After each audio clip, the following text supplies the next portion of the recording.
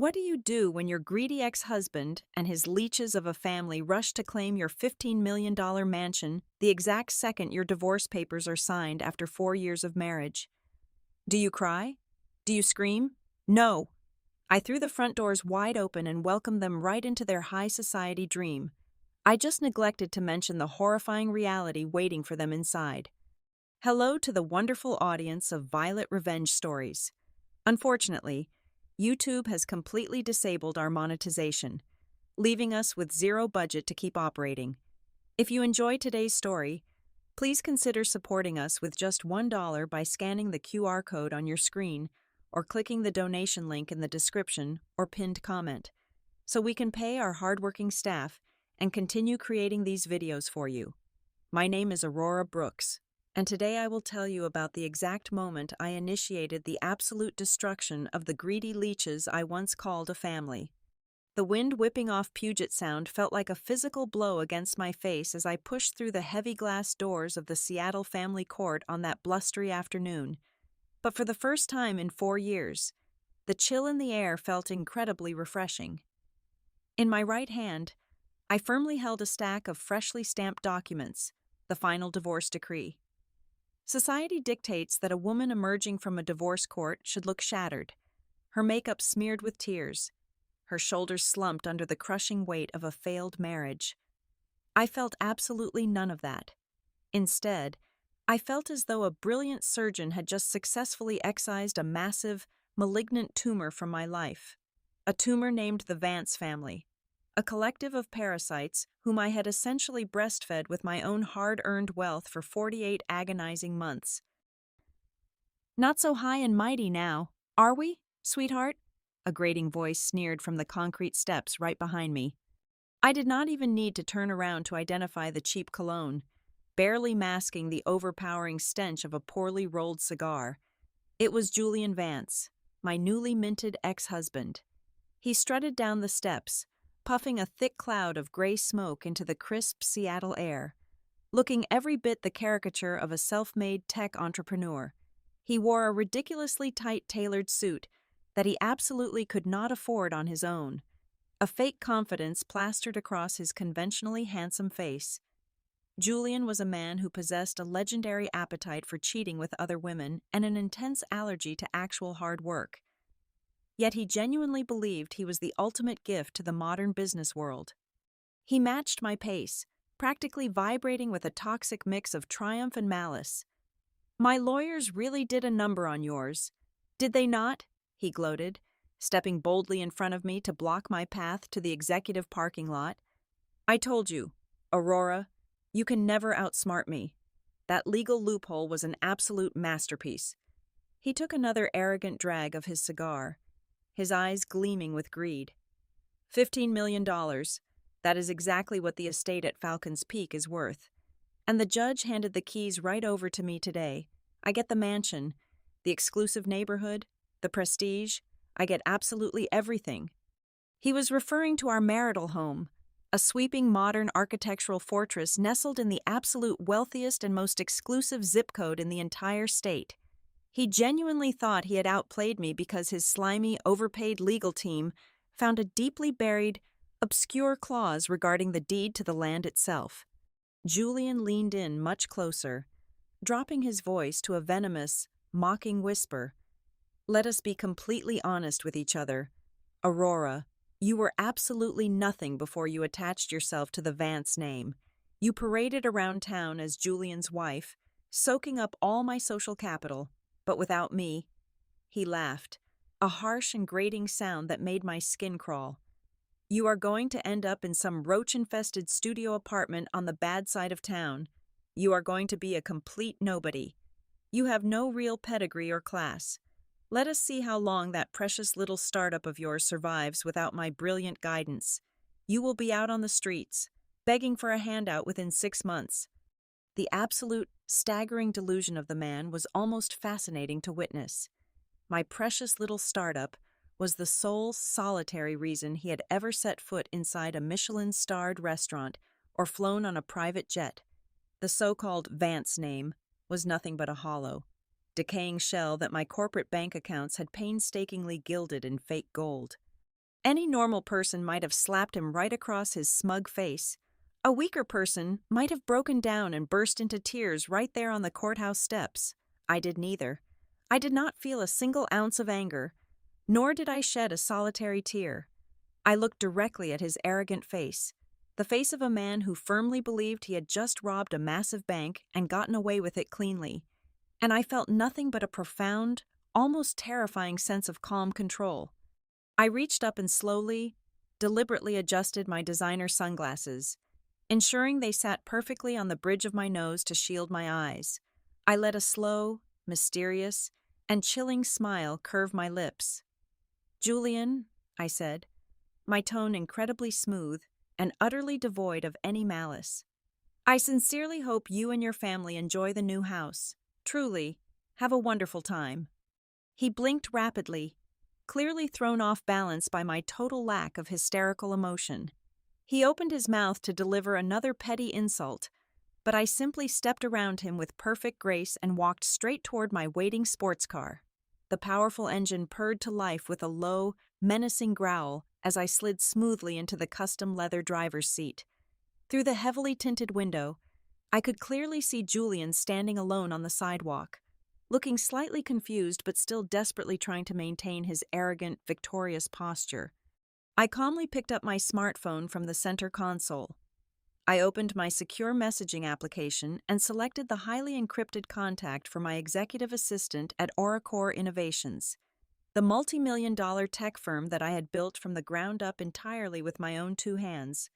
I quickly typed out 3 simple, definitive words. "Purge campaign, activate." I hit send, shifted the luxury vehicle into drive, and left the parasite coughing in a cloud of my exhaust fumes. The game was far from over. In fact, the main event had only just begun. While I was safely navigating my car back toward the gleaming glass towers of the city center, a completely different, entirely pathetic kind of performance was taking place across town. I did not need to be physically present in their miserable little apartment to know exactly how the Vance family was celebrating their imagined triumph. Thanks to a combination of highly paid private investigators and the family's own sheer, embarrassing inability to keep anything off the public internet, I had a front row seat to their spectacular circus of greed. Deep in the heart of a cramped, poorly ventilated apartment building that smelled permanently of boiled cabbage, stale cigarettes, and deep-seated regret, my former mother-in-law, Eleanor, was frantically barking orders. Eleanor was a woman who firmly believed she possessed the natural grace of a European royal. Despite actually having the loud, aggressive manners of a starving seagull fighting for a discarded French fry, she was aggressively shoving cheap, imitation porcelain figurines into flimsy cardboard boxes, making sure to scream at the absolute top of her lungs so that every single resident on her floor could hear her. "Hurry up, you 2 lazy fools," Eleanor screeched, purposely kicking her front door wide open and wedging it with a heavy boot. Mrs. Gable, the incredibly nosy neighbor from apartment number 42, was conveniently peeking out from her hallway, her eyes wide with gossip. Eleanor made sure to project her voice like a stage actress performing for the back row. My brilliant son Julian finally kicked that useless, cold-hearted woman out of his life. The judge gave him the entire $15 million estate at Falcon's Peak. We are finally leaving this disgusting dump behind forever. It is about time we took our rightful place among the true elite of this city. Leave that ugly synthetic rug. Mason, we only walk on imported Persian silk from now on. In the tiny, cluttered living room, my former sister-in-law, Harper, was completely ignoring her mother's frantic packing efforts. Harper had a severe, medically fascinating allergy to physical labor, but she possessed a remarkable, tireless dedication to spending money she absolutely did not earn. She was busy holding her smartphone high above her head, actively broadcasting a live video to her 500 purchased followers on social media. She puckered her lips, shamelessly showing off a fresh, heavily discounted lip filler injection that looked suspiciously uneven. "Hey guys," Harper cooed to her glowing phone screen, tossing her bleached hair over her shoulder. "Major life update. My brother just won the biggest, most iconic divorce settlement of the entire century. We are literally moving into a mega mansion today. I am getting a custom walk-in closet the size of a luxury shopping mall. Say goodbye to my cheap, basic era. I will be doing my next makeup tutorial from a solid marble bathtub while drinking imported champagne. Watch out, high society. The Vance girls have officially arrived to take over. Slouching on a terribly stained sofa just a few feet away was Mason, Julian's older brother. Mason was a man whose entire personality and daily existence revolved around his crippling, massive gambling debts and a profound inability to hold down a legitimate job for more than 3 weeks at a time. He was loudly crunching on barbecue potato chips, dropping crumbs all over his shirt, not lifting a single finger to pack a single box. Instead, he was aggressively texting his group of equally degenerate friends, laughing with a loud, obnoxious snort that echoed off the thin walls. "Listen to this absolute goldmine," Mason chuckled, wiping his greasy fingers roughly on his ripped denim jeans. "I am going to take that massive, climate-controlled wine cellar Aurora built in the basement and rip out all those stupid, dusty French bottles. I am putting in 2 professional poker tables, a full roulette wheel, and a premium private bar. It is going to be the most exclusive, high-stakes underground casino in the entire city. I will finally be the one holding the cards and making the rules. Those loan sharks owe me respect. And nothing demands respect quite like operating out of a multi-million-dollar fortress." The sheer, blinding audacity of their collective delusions was almost poetic. They looked around their miserable little apartment and suddenly decided that their current possessions were a severe insult to their newly acquired, completely fabricated wealth. They sneered at perfectly good beds, throwing their cheap, fast-fashion clothing into brand-new, high-end designer luggage they had bought specifically for this theatrical exit, to fully sell the illusion of their grand ascension. Eleanor did something spectacularly stupid, even by her own low standards.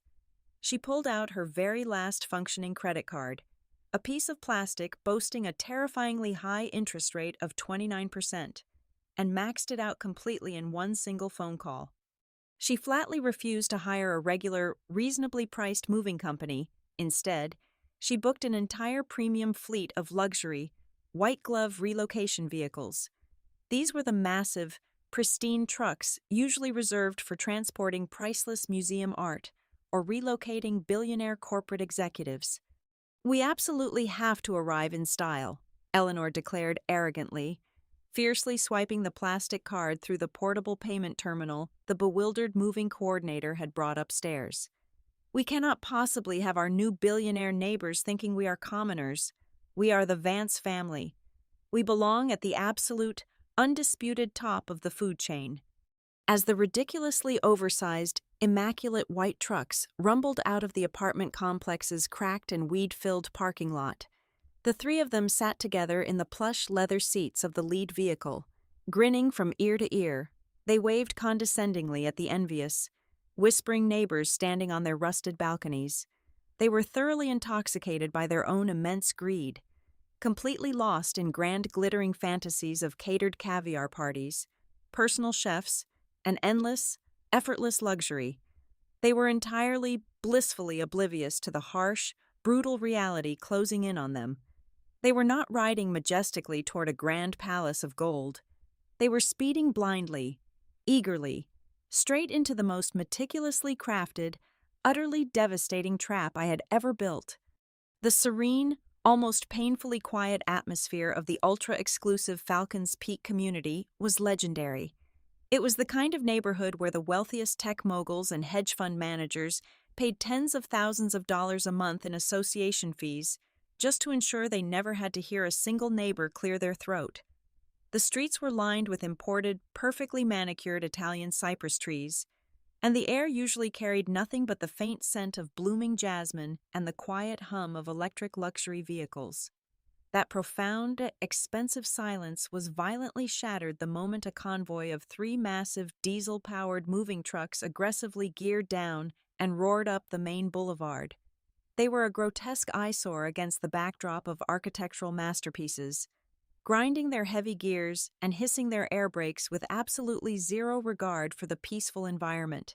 Several elite residents, out walking their purebred Afghan hounds or jogging in their designer athletic wear, stopped dead in their tracks, their brows furrowing in deep, undisguised irritation at the sheer vulgarity of the loud intrusion. From the pristine, climate-controlled environment of my executive office downtown, I had a spectacular, high-definition view of the entire disaster unfolding in real time. My desk was equipped with a massive monitor directly linked to the military-grade surveillance network surrounding my estate. The lead truck finally screeched to a halt, right in front of the towering, reinforced titanium alloy gates of my property. The passenger door popped open, and Eleanor stepped down onto the immaculate cobblestone driveway. She threw her shoulders back and lifted her chin, attempting to channel the regal aura of a wealthy dowager counting her vast domain. With a smug, self-satisfied smirk plastered across her heavily wrinkled face, she marched confidently up to the sleek, obsidian black entry pillar. Julian had foolishly provided her with a 4-digit numeric code he used to rely on months ago. Eleanor aggressively jabbed her fingers against the glass panel, fully expecting the massive gates to instantly part like the Red Sea.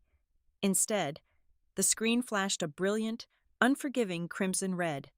A harsh, electronic buzzer echoed sharply through the quiet street. The system had flatly rejected her. What Julian failed to realize was that immediately after securing my legal strategy, I had entirely purged the old operating system. The gate was now strictly governed by a state-of-the-art biometric matrix requiring real-time facial recognition and a thermal fingerprint scan. To the system, Eleanor was not the new lady of the manor. She was just an unidentified hostile anomaly. "What is wrong with this stupid machine?" Eleanor shrieked, furiously stabbing the glass screen again and again, as if sheer brute force would magically override the encrypted firewall. The scorching midday heat was rapidly climbing past 95 degrees, turning the driveway into a brutal baking oven. Mason, sweating profusely in a cheap polo shirt that was already clinging unattractively to his back, leapt down from the truck cab. "Move out of the way. Mom," he grunted rudely, shoving his own mother to the side. He balled his hand into a fist and pounded heavily against the digital interface, when the alarm only grew louder and more piercing. Mason lost his fragile temper entirely. He took a few steps back and launched a vicious flying kick directly at the titanium gate. The solid metal did not even vibrate, but the impact sent a visible shockwave right back up Mason's leg, causing him to stumble backward, cursing violently and holding his bruised knee. He began screaming obscenities at the silent security camera mounted above them, his face turning a dangerous shade of purple. Meanwhile, Harper was having an absolute meltdown of her own. The oppressive heat was rapidly melting her heavy, poorly applied foundation, causing thick beige streaks to run down her neck. Terrified of losing her moment of digital glory, she shoved her smartphone right into her own face, her eyes wide and brimming with forced, theatrical tears. "Oh my God. You guys, please share this stream right now," she wailed to her followers, her voice a grating, nasal whine. "My evil, psychopathic ex-sister-in-law is literally holding us hostage outside in the blazing sun. She is a total witch. She is deliberately trying to sabotage us and steal my brother's $15 million property. Look at how she is treating my poor family.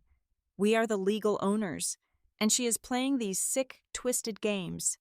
The burly foreman of the moving crew leaned out of his truck window, wiping his brow with a greasy towel.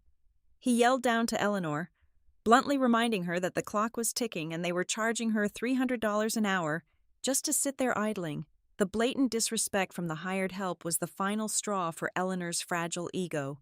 Utterly humiliated and running purely on blind rage, she bent down, grabbed 2 heavy, decorative white river stones from the pristine landscaping bed, and hurled them fiercely through the metal bars. "Aurora, you cowardly little rat!" Eleanor screamed at the top of her lungs, completely abandoning any remaining pretense of upper-class dignity. "Get your miserable self out here right now and open these gates. I am the legal owner. I will have you thrown in a damp prison cell for this." Her unhinged screaming was so piercing, it triggered the neighborhood's acoustic anomaly sensors. Less than 3 minutes later, a heavily armored, black tactical vehicle belonging to the elite Falcon's Peak Internal Security Force skidded to a halt directly behind the moving trucks. Two imposing, fully armed private officers stepped out, their expressions grim and strictly professional. The lead officer placed a hand firmly on his utility belt and ordered the family to step away from the gate and cease their destructive behavior immediately. But logic was entirely lost on the Vance family. Eleanor began screaming directly in the officer's face, demanding submission. Mason puffed out his chest, aggressively charging into the guard's personal space. He violently shoved the officer's shoulder, spraying spit as he yelled, threatening to have the entire security force fired and blacklisted the second he assumed his rightful throne.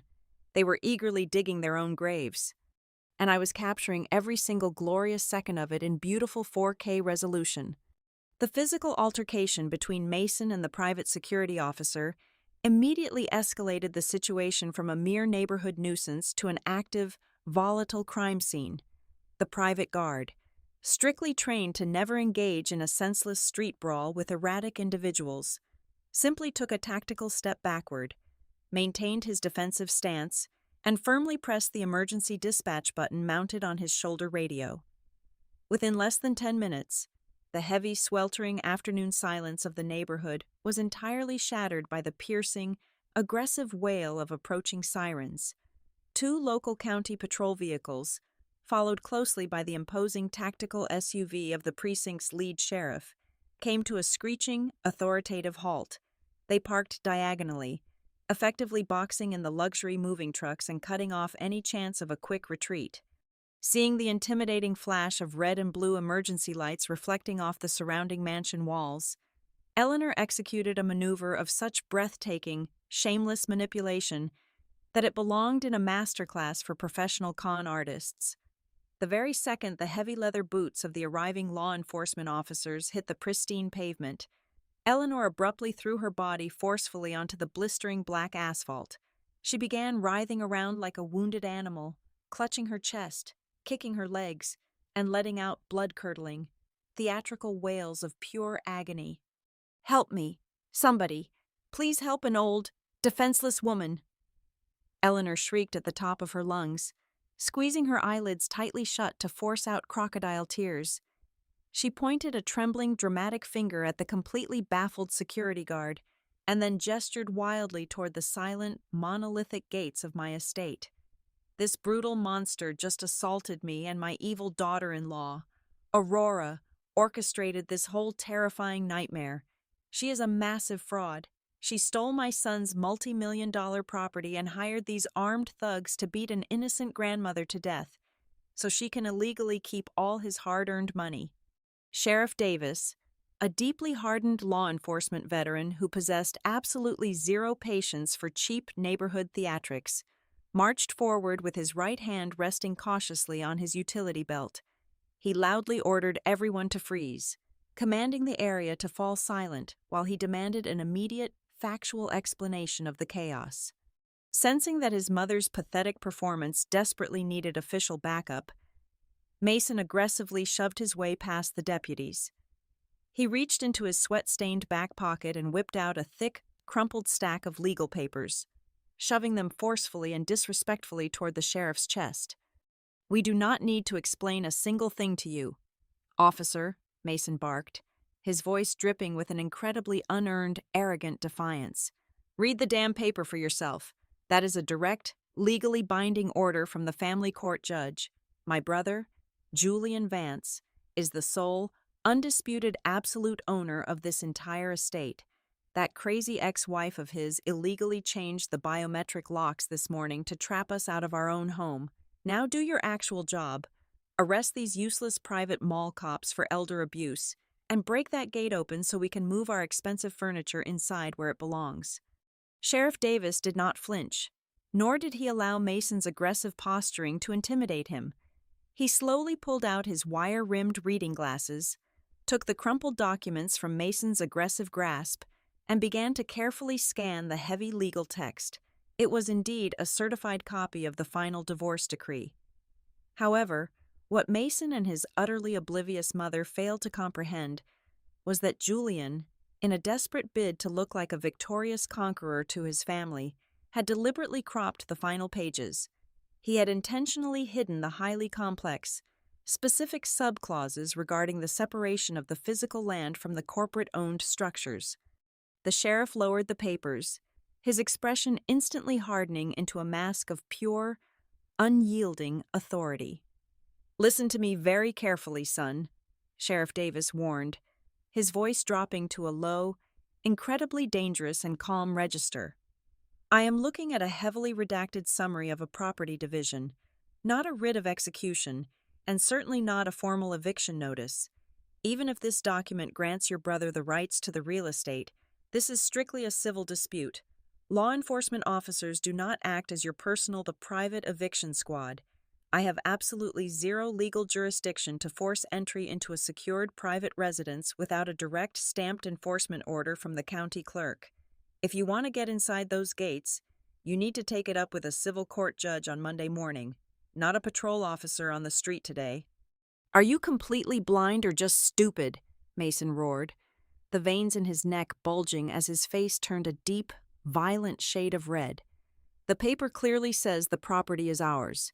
Break the door down right now, or I will personally sue this entire police department for gross negligence. If you raise your voice at me one more time, or if you take one step closer to that secure gate, you will be spending the next 48 hours sitting in a concrete holding cell for criminal trespassing and disturbing the peace." Sheriff Davis fired back instantly, taking a decisive, commanding step forward that forced Mason to stumble backward in sudden fear. While this tense legal stalemate intensified, a small crowd of actual Falcons Peak residents had gathered on the manicured sidewalks across the street. These were individuals whose casual weekend outfits cost more than the Vance family's entire combined net worth. A prominent venture capitalist walking a pair of impeccably groomed poodles leaned over to a famous plastic surgeon's wife, not even bothering to lower his voice as he observed the chaotic circus. "Absolutely repulsive," the wealthy man sneered, his cold eyes scanning the overly large moving trucks, Mason's sweaty hostility, and Eleanor's dusty, absurd posture on the ground. Where on earth did these low-class scavengers crawl out from? They look like they belong in a rundown trailer park. Not a gated community of this caliber. The sheer vulgarity of rolling around on the street crying like a feral animal. It is completely pathetic. Those incredibly sharp, ruthlessly mocking words sliced straight through the humid afternoon air and struck Eleanor right in the center of her most vulnerable spot.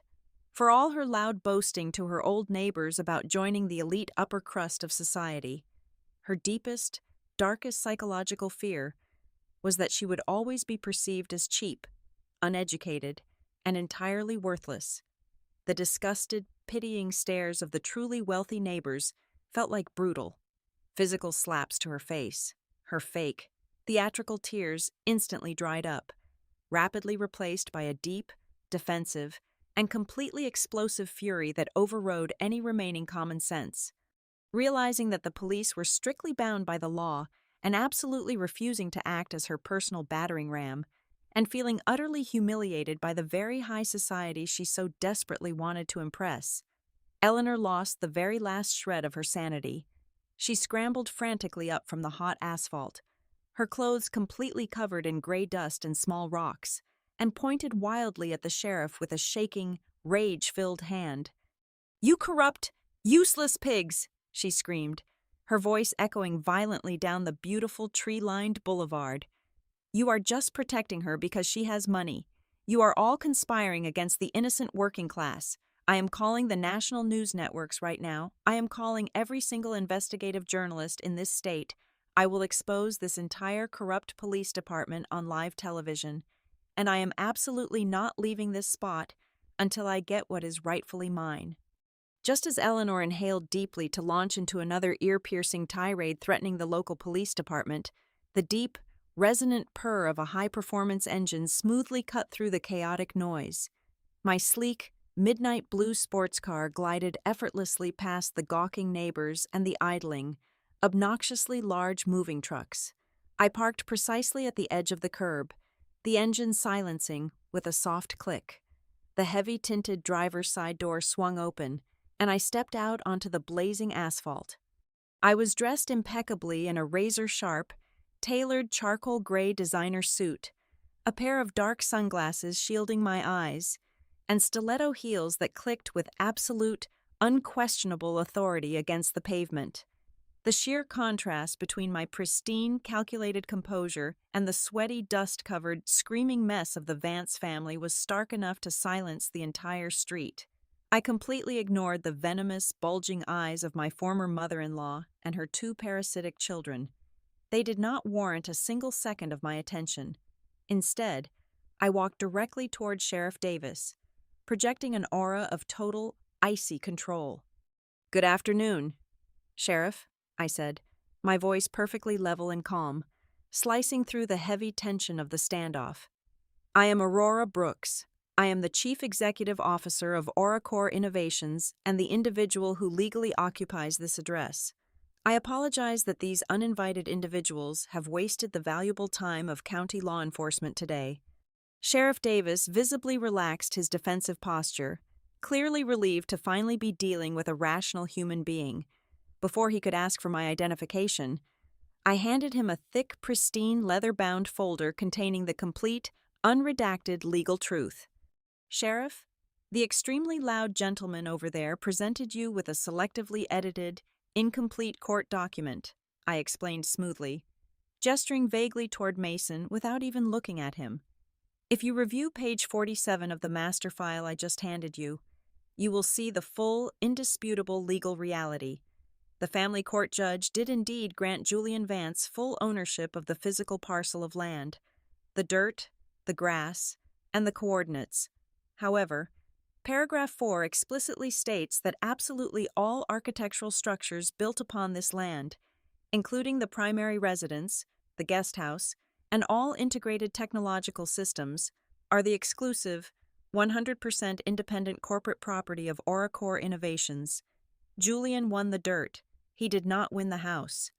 Eleanor, whose understanding of complex legal terminology was virtually non-existent, had been aggressively eavesdropping.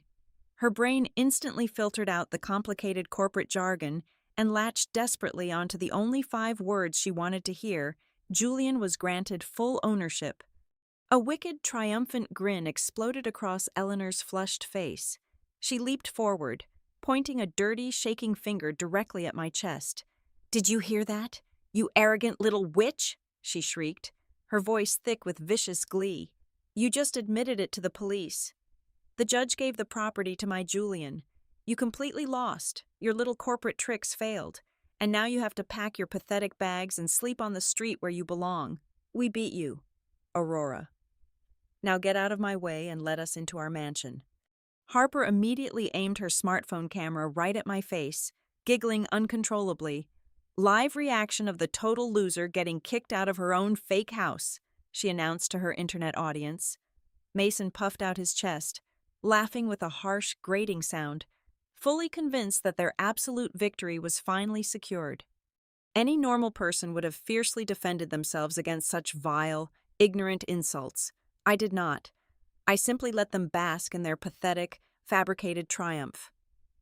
I looked at the 3 of them, my expression completely unreadable behind my dark lenses, and allowed a slow, chilling smile to form on my lips. "You know what, Eleanor," I said softly, my tone dripping with a terrifying, artificial sweetness. "You are absolutely right. If you and your children want to claim Julian's new property so incredibly badly, I will not stand in your way for another second. In fact, I will personally open the gates so you can go inside and enjoy exactly what Julian won." I pulled my smartphone from my designer handbag, opened my proprietary security application, and tapped a single icon. A loud, heavy metallic clank echoed from the perimeter wall as the fortified pedestrian side gate slowly unlatched and swung slightly inward. The sheer panic that I might suddenly change my mind completely short-circuited whatever tiny amount of dignity the Vance family had left. Eleanor shrieked with joy, shoved her own daughter violently out of the way, and sprinted heavily toward the opening. Mason and Harper scrambled frantically right behind her, dropping their expensive designer bags on the hot asphalt. They practically trampled each other, shoving and elbowing like starving animals fighting over a scrap of meat, rushing madly across the manicured front lawn toward the massive front doors of the estate. I did not watch them run. I slowly turned my attention back to Sheriff Davis and the private security officers, who were watching the bizarre, undignified stampede with expressions of profound confusion. "Sheriff," I said calmly, returning my phone to my bag, "I am officially relinquishing control of Julian Vance's legal property right now. However, for my own corporate liability protection, I must insist that you and the security team accompany me inside as formal, official witnesses. I need sworn law enforcement officers to verify and document that I have surrendered the exact legal property to the Vance family in its precise, legally mandated condition." Sheriff Davis narrowed his eyes, clearly sensing that a massive, invisible trap had just been sprung, but he nodded his head in agreement. We walked through the open gate at a slow, deliberate pace, following the chaotic trail of the greedy scavengers who had absolutely no idea they had just willingly locked themselves inside their own personal nightmare. Mason reached the massive double doors first. He did not even bother to check if they were unlocked. He just threw his entire body weight against the heavy, carved mahogany handles, shoving them wide open with a triumphant roar. Eleanor and Harper were practically stepping on his heels, pushing each other out of the way. Their faces were stretched into identical, greedy, ear-to-ear grins, fully expecting to be instantly greeted by the breathtaking magazine cover sight of imported Italian marble floors, sweeping crystal chandeliers, and a grand, majestic staircase. They were ready to step into a life of absolute, unearned luxury. Instead, the heavy front doors swung inward with a hollow, booming echo, and their victorious, arrogant laughter died instantly in their throats. They froze entirely on the threshold, their eyes widening in sheer, unadulterated horror. The interior of the sprawling mansion was completely, unimaginably unrecognizable. It was not just completely empty of expensive furniture, the entire house was gone. Where there should have been glowing smart glass partitions, integrated climate controls, and hand-carved wood paneling, there was absolutely nothing but rough, gray, exposed cinder block and towering concrete support pillars. The majestic, curved stone staircase that Harper had planned to use for her daily high-fashion internet broadcasts had vanished entirely, leaving only a dark, gaping, dangerous void leading up to the second level. The customized acoustic ceiling, the recessed ambient lighting, the heated floorboards, the marble countertops, every single luxury fixture had simply evaporated into thin air. The space was reduced to a cold, echoing, cavernous concrete shell. They were not looking at a $15 million palace. They were staring into a brutalist, industrial nightmare. Standing a few feet behind them on the driveway, flanked by Sheriff Davis and the armed private security detail, I watched their tiny minds violently short-circuit. This was the $14 million secret Julian's slimy, incompetent lawyers had completely missed during their frantic search for a loophole. My company, Oracore Innovations, did not just develop back-end software, we pioneered ultra-luxury, high-tech modular architectural integration. Every single room, every wall, every luxurious finish inside this entire estate was constructed as an independent, fully self-contained smart module that snapped perfectly into a base grid. Late last night, while Julian was out at a cheap bar celebrating his fake legal victory, I deployed a specialized, heavy-duty commercial extraction crew, working swiftly under the cover of darkness. They systematically decoupled and removed every single technological and architectural module, loading the entire $14 million soul of the house onto a fleet of massive flatbed trucks. We left Julian exactly what the ignorant family court judge legally awarded him, the dirt, and the $1 million poured concrete structural shell permanently attached to it. But the visual shock of the empty concrete box was only the very beginning of my absolute, meticulously planned revenge. As the heavy front doors remained open, The trapped air from inside the concrete cavern began to waft outward, hitting the Vance family directly in their faces. It was a suffocating, deeply foul, stomach-churning stench that smelled intensely of rotting vegetables, sour milk, and wet, suffocating decay. It was so potent and aggressive that the air actually felt thick in the lungs. Harper gagged violently, her manicured hands flying up to cover her nose and mouth as her eyes watered instantly. Right in the center of what used to be my pristine, sun-drenched formal living room sat dozens of massive, industrial-grade burlap sacks and towering stacks of heavy, white styrofoam containers. A low, continuous, maddening buzzing sound echoed off the bare concrete walls, growing louder and more chaotic by the second. "What in the world is that disgusting, ungodly smell?" Eleanor choked out, her voice trembling with absolute panic as a thick swarm of large black insects began swirling aggressively around her carefully styled hair. I stepped forward, my designer heels clicking sharply and rhythmically against the bare cement floor. "That, Eleanor, is your brand new commercial tenant," I announced cheerfully, my voice echoing loudly in the empty space. Since I knew I was vacating the premises, and as the sole legal corporate owner of the structures prior to the divorce finalization, I wanted to ensure this lovely concrete shell was put to excellent use. So, just 3 days ago, I signed an ironclad, fully prepaid, 5-year commercial lease with a highly innovative agricultural startup. They specialize in organic urban waste management. Specifically, they breed hundreds of thousands of black soldier flies to rapidly break down tons of municipal food waste into high-grade compost fertilizer. The private security guards visibly recoiled in disgust, immediately pulling their uniform collars up over their noses to block the putrid air, while Sheriff Davis looked from the towering piles of rotting, insect-infested garbage to the completely devastated Vance family. He let out a long, heavy, exhausted sigh. "Well, ma'am," the sheriff said, addressing Eleanor directly, his voice completely devoid of any remaining sympathy or patience. "It looks like your son did indeed win the legal rights to the land itself. However, since the property was legally leased to a commercial entity prior to the transfer of the deed, you inherit the tenant. You have absolutely no legal right or authority to break a prepaid 5-year commercial lease. Furthermore, as the new official landowners, your family is now fully responsible for all environmental compliance, hazardous waste cleanup if the tenant ever defaults, and, of course, the massive annual property taxes on a parcel of land located in the absolute most expensive zip code in the entire county. Looking at the sheer size of this estate, that tax bill will be hundreds of thousands of dollars every single year. You are legally obligated to pay it, whether you live here or not." The brutal, inescapable reality of my trap finally crushed them with the weight of a falling building. They had no multi-million-dollar mansion. They had no luxury life. They had won a concrete garbage dump and a mountain of inescapable, crippling, generational debt that they did not have a single penny to pay. Harper could not hold it in for another second. She doubled over and violently vomited her expensive iced coffee all over her own designer shoes and the filthy bug-infested concrete floor, crying hysterically as flies swarmed her hair.